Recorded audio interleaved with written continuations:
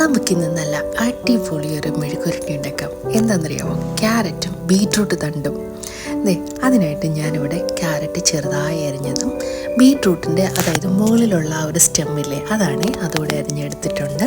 ഇനി ഒരു കടായി വെച്ച് അതിലേക്ക് ആവശ്യത്തിന് എണ്ണ ഒഴിച്ചു കൊടുത്ത് കടുകിട്ട് കൊടുത്ത് ഇനി താളിക്കാൻ ആവശ്യമായിട്ടുള്ള കറിവേപ്പിലയും ചുവന്ന മുളകും കൂടി ചേർത്ത് ചെറുതായി ഒന്ന് ഇളക്കി കൊടുക്കുക. ഇനി നമുക്ക് ഇതിനാവശ്യമായിട്ടുള്ള സവോളയും കൂടി ചേർത്ത് കൊടുക്കാവേ. ഞാനിവിടെ ഒരു ചെറിയൊരു മീഡിയം സൈസ് സവോള ചെറുതായി അരിഞ്ഞതും കൂടി ഇട്ട് കൊടുത്ത് അതിലേക്ക് ഒന്ന് വഴന്ന് വന്നപ്പോൾ നമ്മുടെ അരിഞ്ഞു വെച്ചിരിക്കുന്ന മെഴുകുരുട്ടിയുടെ കഷ്ണങ്ങളും കൂടി ഞാൻ ഇട്ട് കൊടുത്ത് ആവശ്യത്തിന് ഉപ്പ് ചേർത്ത് കൊടുക്കുന്നുണ്ട്. ഇനി നമുക്കിതിലേക്ക് ഒരു 1/2 ടീസ്പൂൺ മഞ്ഞൾപ്പൊടിയും കൂടി ചേർത്ത് കൊടുക്കാമേ.